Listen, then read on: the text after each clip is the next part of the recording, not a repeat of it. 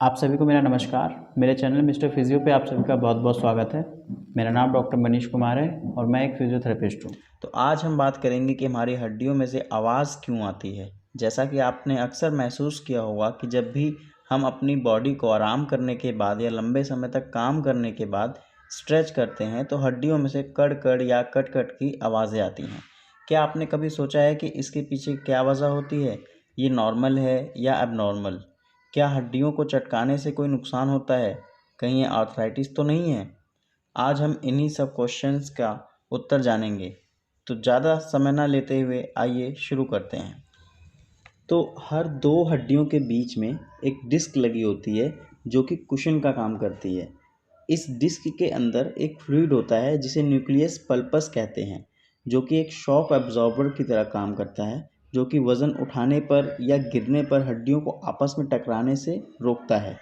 तो ये तो था कि बनावट कैसी होती है हड्डियों की, और ये हर दो हड्डियों के बीच लगभग सेम ही होती है। कहीं इसको कार्टिलेज बोला जाता है, कहीं मेनिस्कस बोला जाता है या कहीं डिस्क बोला जाता है। ये अलग अलग जगह पे अलग अलग संरचना होती है, लेकिन इनका काम लगभग सेम होता है। तो आवाज़ क्यों आती है? देखिए, आवाज़ आने के पीछे मेन दो रीज़न होते हैं। एक होता है osteophyte formation between two joints. तो और एक दूसरा जो रीज़न है इसका, वो है release of nitrogen gas from the joint. यानी जो पहला रीज़न है ऑस्टियोफाइट फॉर्मेशन, तो इसमें क्या होता है कि दो हड्डियों के बीच में कैल्शियम के छोटे छोटे टुकड़े इकट्ठा होने लगते हैं जिन्हें हम ऑस्टियोफाइट कहते हैं। तो जब भी हम एक थ्रस्ट के साथ जॉइंट पे दबाव डालते हैं तो ये ऑस्टियोफाइट जो हैं ये टूट जाते हैं, जिसकी वजह से कट कट की आवाज़ आती है जिसे हम क्रैपिटस बोलते हैं। ये आवाज़ नॉर्मल मानी जाती है और इसके आने के बाद जॉइंट रिलैक्स लगता है, लेकिन अगर ये आवाज़ आने के बाद दर्द हो तो फिर ये आवाज़ ऑस्टियोआर्थराइटिस का एक पॉजिटिव साइन माना जाता है। तो ये तो हो गया पहला कारण, जोड़ों में कड़ की आवाज़ आने का। अब बात करते हैं दूसरे कारण की। तो दो जोड़ों के बीच में एक कुशन होता है, जैसा कि मैंने पहले भी बताया था, जिसे हम कार्टिलेज या झिल्ली के नाम से जानते हैं। इस झिल्ली में एक फ्लूइड होता है जिसे साइनोवियल फ्लूइड बोलते हैं। जब भी हम जोड़ों पे वज़न डालते हैं तो साइनोवियल फ्लूइड झिल्ली और जोड़ों के बीच में होती है। इसका काम शॉक को एब्जॉर्ब करना तथा मेनिस्कस को जो है वो नरिशमेंट करना होता है। इसी साइनोवियल फ्लूइड में बनती है नाइट्रोजन गैस, जो कि अक्सर वज़न डालने पर या झटके वाली मूवमेंट के साथ पट की आवाज़ के साथ जॉइंट से बाहर निकलती है, जिसकी वजह से हमें जोड़ों में से आवाज़ सुनाई देती है। ये पेनफुल भी हो सकती है कभी कभी। तो जो दूसरा रीज़न है आवाज़ आने का जॉइंट से, वो है नाइट्रोजन गैस का जोड़ों में से रिलीज़ होना। तो आशा करता हूँ कि आप सभी अब आवाज़ आने के पीछे समझ गए होंगे कि आवाज़ क्यों आती है जोड़ों के पीछे। अब जानते हैं कि क्या ये नुकसानदायक है या नहीं।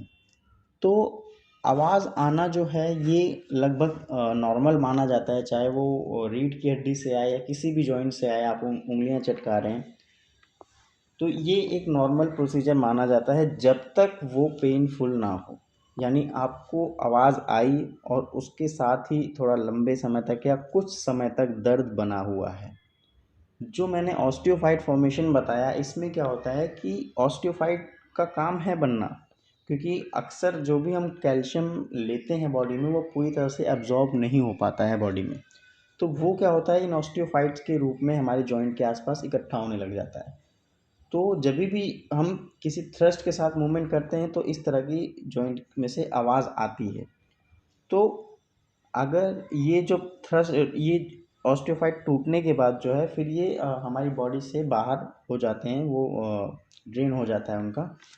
तो अगर ये ऑस्टियोफाइट जॉइंट के बीच में इकट्ठा होने लग जाएंगे तो ये क्या करेंगे, जॉइंट की रेंज ऑफ मोशन को कम करेंगे। जैसा कि फॉर एग्जांपल नी ऑस्टियोआर्थराइटिस सबसे कॉमन माना जाता है, और जो कि ऑस्टियोफाइट की वजह से, ऑस्टियोफाइट फॉर्मेशन की वजह से होता है ज़्यादातर। तो इसमें क्या होता है कि जो जॉइंट के बीच में ऑस्टियोफाइड फॉर्मेशन होने की वजह से जॉइंट का स्पेस कम हो जाता है, जिसे बोलते हैं कि हड्डी बढ़ रही है। तो जॉइंट में स्पेस कम होने की वजह से मूवमेंट कम हो जाती है, झिल्ली पे ज़्यादा दबाव पड़ता है, यानी मेनिस्कस जो होता है हमारी नी में उस पर ज़्यादा दबाव पड़ता है, जिसकी वजह से वो डैमेज होने लगती है और वो आगे चल के नी ऑस्टियोआर्थराइटिस में कन्वर्ट हो जाती है। तो आगे हम बात करेंगे आने वाली वीडियोस में कि नी ऑस्टियोआर्थराइटिस की स्टेजेस क्या होती हैं, कैसे डेवलप होता है, उसके बारे में जानकारी लेने के लिए जुड़े रहिए मेरे साथ। मिलते हैं अगली वीडियो में। धन्यवाद।